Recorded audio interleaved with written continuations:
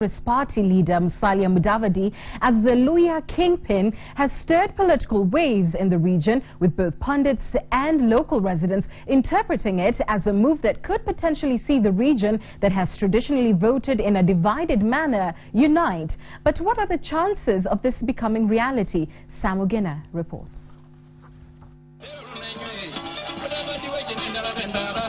As he held the spear and wore the regalia of the Luhya king, Amani National Congress party leader Musalia Mudavadi was stepping into a role that could potentially shape his political trajectory and that of the region in 2017 and beyond. Juhudi ambayo mmenipatia sio rahisi.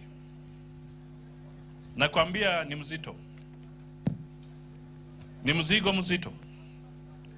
Lakini tukiwa na nyinyi na tushikane na munisaidie, huu mzigo utakuwa rahisi. But can he be the leader that finally unites the Luhya nation? Yes, indeed. Critical mass is going to assemble around Musalia Mudavadi, and we can see that that very coronation of him on Saturday last week is already starting to send shockwaves within the community. As expected, the decision to install a political kingpin for the region that has traditionally split its votes was not universally acclaimed. Na kujitenga tunachagua mtu to be a spokesman. The days of tribal spokesmen are gone. Indeed, Mudavadi's biggest challenge will be to overcome a political sibling rivalry with Ford Kenya party leader and CODCO principal Moses Wetangula, himself a presidential hopeful. Wetangula and his camp have interpreted the move to elevate Mudavadi as an attempt to upend the political order in the Luhya nation. Today is a community of equals. Hata mimi kama kiongozi wenu, I consider myself only the first among equals. When Wetangula has tried to woo Mudavadi to code, he's made remarks that one were aimed at chiding Mudavadi, and secondly telling him that come to be under me. So now when Mudavadi seems to be appreciated and taken to a higher pedestal, then definitely you can see that politically Wetangula has got some legitimate discontent. It may be still early days, but besides his elevation as a Luhya kingpin, the emerging political camaraderie between Mudavadi and CORD leader Raila Odinga has helped boost his political profile. We invite other Luhya leaders to work with him. Na wewe Mheshimiwa Musalia, tukishikana tunataka kura yetu iende mahali pamoja. What Francis Atwoli and his team did will not stop Mudavadi from having detractors. The question that matters in the end is who will go with the population.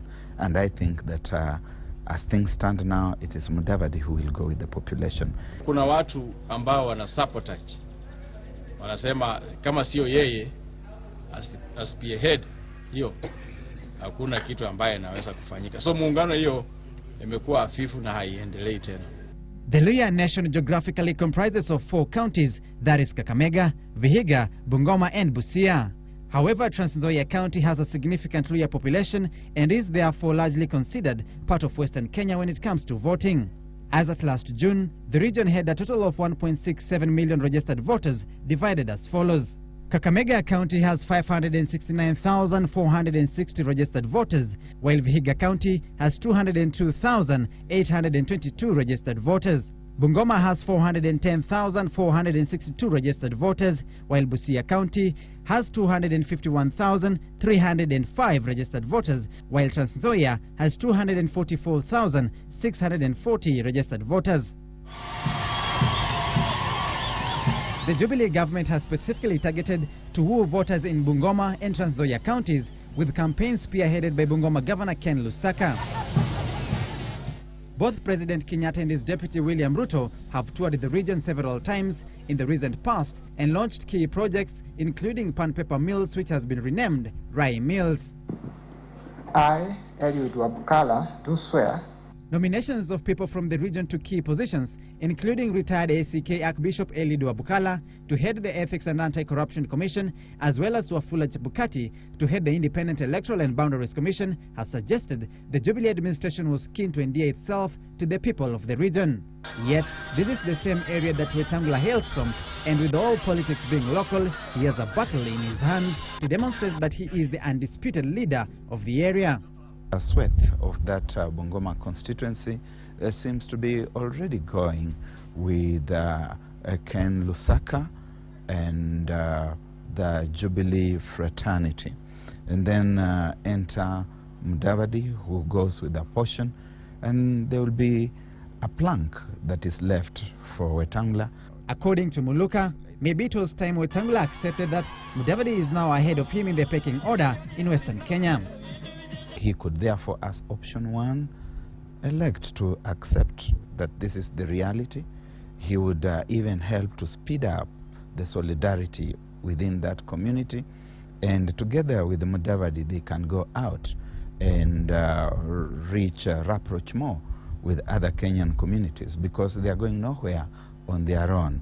But critics argue that the onus is now on Mudavadi, a one-time vice president, to demonstrate that he has what it takes to not only lead the Luhya community, but also the nation. If he hopes, intends, desires, and aspires to be a president of the Republic of Kenya, how come that he has dwelt and keeps on moving only in the Western region? And in fact, not even fully, because he has not satisfactorily even moved in the entire Western region to make sure that he gets the backing of the entire Western region. In fact, one may be forgiven to imagine that he wants to be the president of the Maragoli community. You are talking about a wounded political buffalo that has found the correct trajectory, and he is going to charge in a manner that does not take any prisoners. Whether that will come to pass remains to be seen. What is certain, though, is that Western Kenya, or the Luhya nation to be specific, will be a place to watch in the run-up to the August 8th general election. Samugina for Sunday Live. And that report leads us to our discussion. I'll reintroduce my panel to you. Next to me is Sakwa Bunyasi, the chair of the Western MPs Caucus. He is also of ANC and particularly the Nambale Member of Parliament. And next to him is Chris Wamalwa. He's a Kiminini MP on a Ford Kenya ticket. Gentlemen, you're both welcome. Thank you. You both come from opposing views. So Sakwa, I want to start with you because you were part of the team that basically negotiated Mudavadi's name into being the kingpin, if you like, of the Luhya region. How did you reach that conclusion, and why do you believe he is the man that the opposition can unite behind? Thank you very much, Anne. First of all, the process wasn't a negotiation, so just to clarify that for our viewers. But I was part of the team that was present in Buhungu, and the process was as follows. A prominent citizen of his own volition and initiative commissioned a study by University of Nairobi researchers, one from the Department of Political Science and the other from the School of Economics, who interviewed a number of people, essentially asking the open-ended question, who do you think is the most popular leader in the region? And these results were summarized. They were kept under seal until the announcement in Buhungu on the 31st. It turned out from this analysis that Musalia was, by the survey, came up as the most popular of the leaders in the region.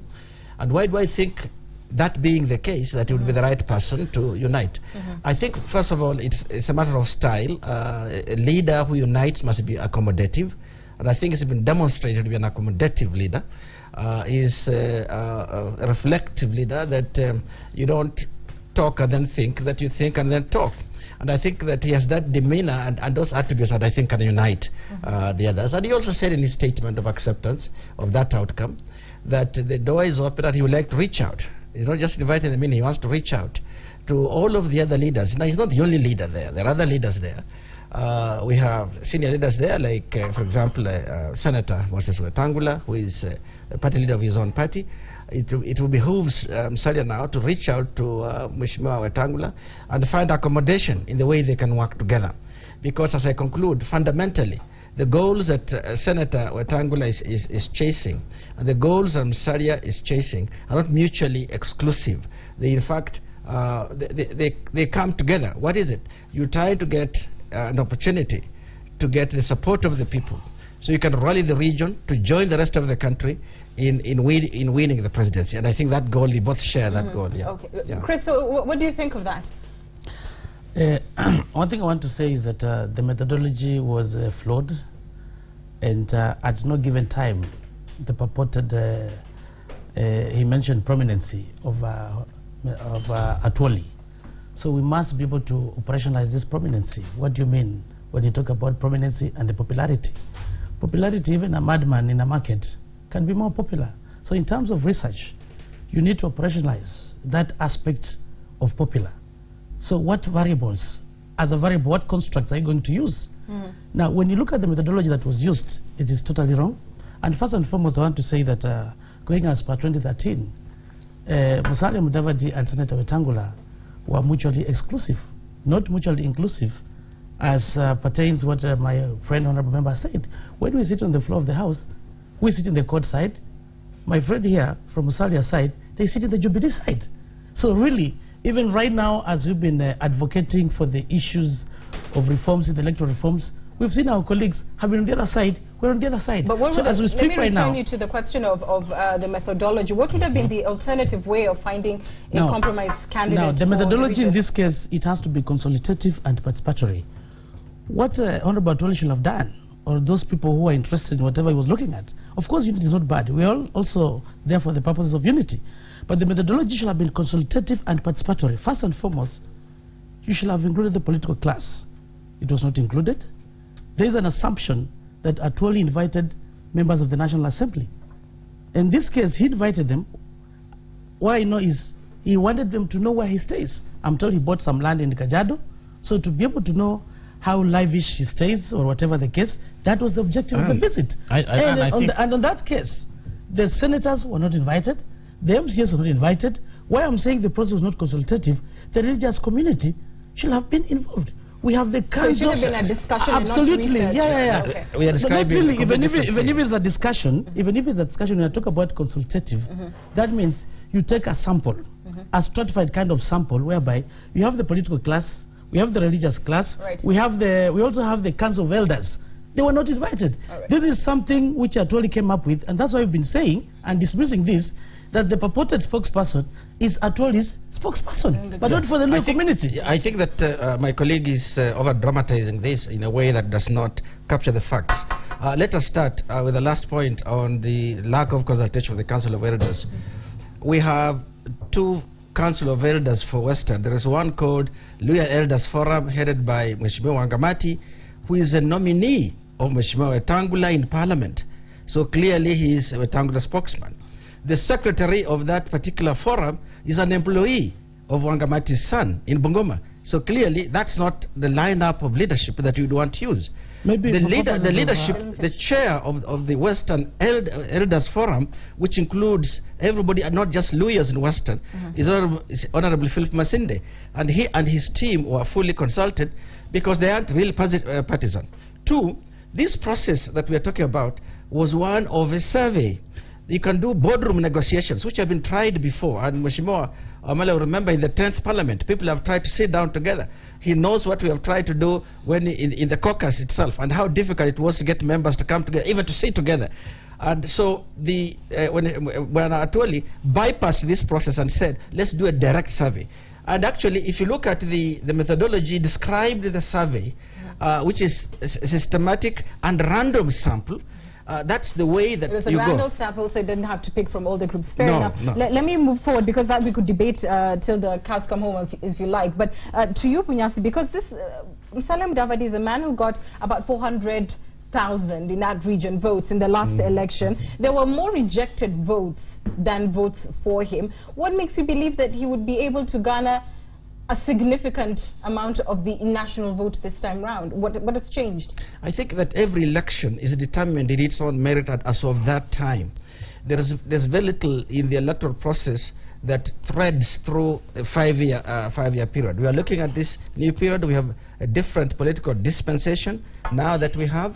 The dialogue around the country is different. There is a desire in Western, that two driving desires in Western. And why Western is not that we are looking for Western to win an election by Western itself, but that the Western community, which is about second largest community in this country, has to have a significant say in national politics.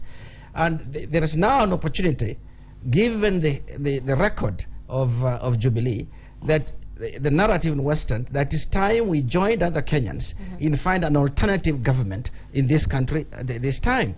So I think that in that new narrative, in this new election cycle, that the person who can best represent, if you look at it, who is not divisive, who can best represent the opposition forces, I think Musalia. And lastly... Sorry, let me hold you on that, because you talked about a figure that is not divisive. And Chris, let me bring you in on that, because do you believe that figure must be one from Western Kenya to the extent that it is time for Raila Odinga again to become a kingmaker? First and foremost, before I respond to that, I want to correct my friend. You know, in terms of research, I beg your pardon, because we're running out of time. That's true. That's true. The research methodology, if it's wrong, which you said you believe is wrong, it was wrong. It should have been stratified, but not simple random sampling, which is actually very wrong. That's why we are saying the results are being skewed. To my question, it's stratified and random. I don't want us to spend too much time on that, because that belabors the point. Let's return to the question of, do you believe that the candidate that should spearhead, should be the presidential face, if you like, of an opposition ticket, is best from Western Kenya as a non-divisive figure? To me, everybody has a right to be a flag bearer. In this case, maybe for the CORD coalition, because this is the coalition that we belong to. So it does not necessarily mean that it must be so and so. So long as you have the ability to bring people together. And when you talk of somebody being decisive or divisive, what framework are you using to tell that this one is not going to be this, or to unite people? That's why the issue is this. Do you believe Moses Wetangula should be on the presidential ticket? The issue is this. And we don't want us to run away from the clear objective. The clear objective is to remove Jubilee from power. This is our objective. Whether it's going to be Moses Wetangula, whether it's going to be Raila Odinga, whether it's going to be Musalia Mudavadi, whether it's going to be Cyrus Jirongo or Kalonzo Musyoka. That is the big objective. But the issue is this: as we move on CORD coalition, already there's a methodology which has been put in place to see who is going to be our flag bearer. And what we are trying to put across is to get as many flag bearers to join us. Now Musalia Mudavadi has seen the light. Of course, the other side, he was on the Jubilee side. But you are telling him, join the CORD coalition, which has structures, not the amorphous body of talking about NASA. NASA has no structures. It is amorphous.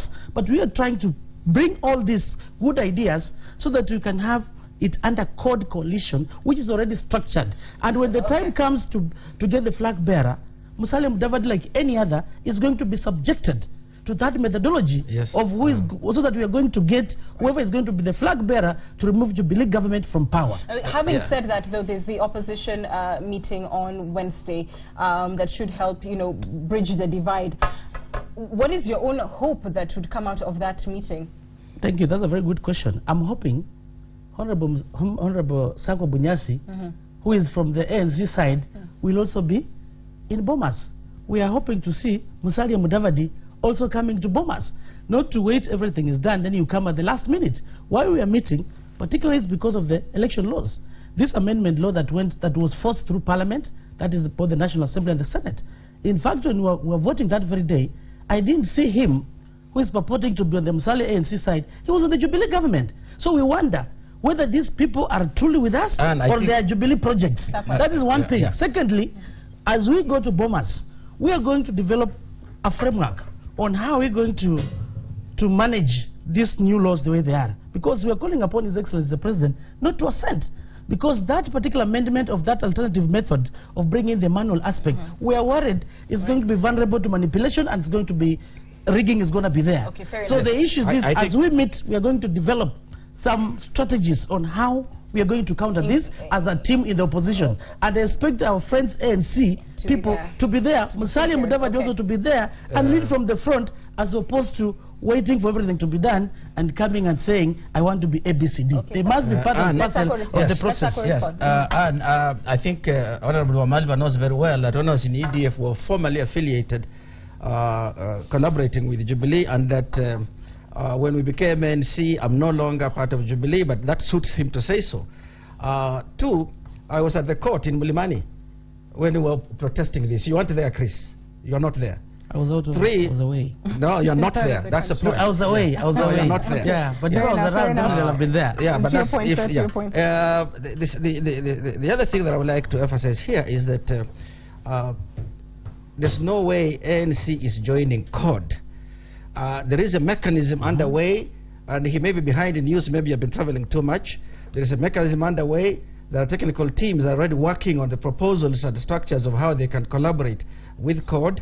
The leaders at the national level, I talk about the National Super Alliance, including his party leaders themselves and the ANC party leader. There are things happening at both ends of the equation. And as time goes, I think we can't say too much, but I think things are going to come together. Let me ask you this, we need though, that clarification. I'm not aware. You should know. You belong to CORD. You should know that that's happening. I'm not aware. Maybe it's well, secretive. Kalonzo Musyoka has also said it as well. I don't we are think not aware. Absolutely. It's been widely reported. So maybe it's an ANC affair. Nonetheless, Kalonzo is not part and parcel of that. Kalonzo has on the record said that, you know, those negotiations are ongoing and we'll see what comes out of it. So I think that's inaccurate, that's right. Chris. But if I would come back to you, Sakwa, because you believe Musalia is the face, what compromise then can be offered to Kalonzo or Wetangula to make sure that the opposition coalition does not fall apart with a Mudavadi frontrunner? Okay, I think the specifics of how that could be done will be a result of a negotiated process. But the principle behind it would be that you need a leadership that is not a winner-take-all. And this is not a zero-sum game where I say if one gets it, everybody else loses. I think one reason why we have challenges at the moment is that winner-take-all mentality. So what Musalia would bring to the table would be to find an accommodation for these other leaders within the framework of our governance now as it stands, and what exactly they would do needs to be negotiated. Within the framework of our governance as it stands, so does that mean you're not looking at the creation of additional positions? I think within the current constitution, they would not be in a position, being outside of government, to make those changes occur prior to the election cycle. So you have, as you go to the elections, you have to agree in some framework in which you can go to the elections together. What I'm saying is that if there is going to be any adjustment to the governance system to accommodate others, that has to be a post-election arrangement. That's not going to be, we don't have enough time now to get into that prior to elections. But people need to know that with a government that will be led by NASA, and by NASA, you know, when he talked about an amorphous structure, I think that he's missing the point that NASA is going to be the operating mechanism that the opposing parties opposed to the Jubilee government, will collaborate for purposes of presidential vote. It's a conceptual framework. It's being detailed, as I've said there. Now, these changes can't occur prior to the elections because they won't get the numbers in Parliament the way it sits to make it easier for the opposition to accommodate their people as they want to see it. But I think that the principle is that it should be reasonably broad, without a monopoly of power, consultative with the others. And that's a process of negotiation. Right now it's in technical discussion stage, but we're going to reach it sooner or later. What are your own thoughts, Chris, in terms of how positions can be negotiated within the current governance structure? Are you seeing the possibility of having to go to a referendum to create additional positions so that all the opposition leaders feel they have an equal, if you like, stake? First and foremost, I want to confirm that so far we do not have any formal discussions going on. Everything is still informal. And as far as the governance structure is concerned, we're only going to the elections based on the current governance structure we have, that is the presidential system. So our main objective here is not to create positions for people, but to see what pair do we put in place in terms of presidency and the deputy that can be able to remove Jubilee government from power.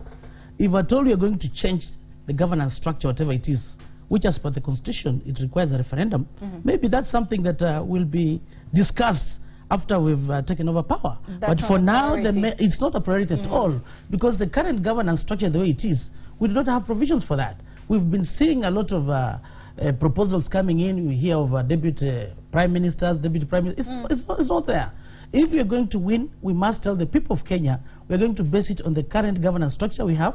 That is the presidential system. We are going to have the president and the running mate. The issue is this: all the people who are interested in being the flag bearer, they come together and they be subjected the same mechanisms so that can be able to see who is going to be the best flag bearer and his running mate to be able to remove Jubilee from power. What kind of mechanism do you suppose that should be? Now, we have different scenarios. I was just watching news. We have different candidates who want to be the flag bearer. If you've done things like permutations and combinations, if you remember your mathematics, because here we have Raila Amolo Odinga, we have Kalonzo Musyoka, we have Moses Masika Wetangula, we have Musalia Mudavadi, and maybe others are coming in. There is Rutos and all that. Once we have a clear framework, we've known in terms of the population who are these interested parties, we're going to have now a formal discussion. We are going to have these issues of combinations so that we can be able to see which combination is going to be the best to remove Jubilee from power. As per 2013, we had Raila Amolo Odinga and Kalonzo Musyoka. But the scenario now, it has changed. We have other players who have come in. So we must have a clear framework so that we'll be able to consider these other combinations so that we can be able to beat Jubilee. Fair enough. In less than 30 seconds, gentlemen, because we must wind up. The clock is ticking. It's very clear what the Jubilee ticket looks like. It's not going to change. So by what date do you believe an opposition coalition should be able to tell Kenyans this is our presidential flag bearer? First of all, I should say that... please don't take us back, sir. No, I will not take you back in any way. I agree with my colleague here that I think we're not going to change the governance system prior to elections. What I said will be done after. But going back to the point you've raised, to the extent that the opposition does not announce, the pressure is on them. The pressure is not on their opponents to tell them to announce. And I think that they have to allow internally these internal processes to come to this understanding by whatever mechanism there's going to be. And I think there are mechanisms that are evolving. I would say, personally looking at the political cycle, that this ought to be known by sometime in late February or early March or so. It gives us just under 2 months. That would be a good timing. One thing I want to say is as soon as it's practical. And I don't think we're late. Going back to the NAC, President Kibaki was unveiled when it was 2 months to election time. And this is a good strategy for us so that we can be able to beat Jubilee. And I want to tell our court supporters that we are going to be on time. The most important thing is the unity for all our flag bearers to come together so that at the appropriate time, so that we get Jubilee hands down. So what I want to say is we are not late. Round one? By even if it's as late as May, as per the framework of the guidelines of IBC, we are not late. It's part of our strategy. The moment you unleash like this, Jubilee is going to be all over with scandals, all sorts of issues. So it's our strategy. We are telling our supporters to hold. It's part of our strategy, and we are going to come out at the right time so that we can get Jubilee hands down. I thank you both. Thank you for your time and your views. We'll take you a short break. We're back with more news after this. Don't go away.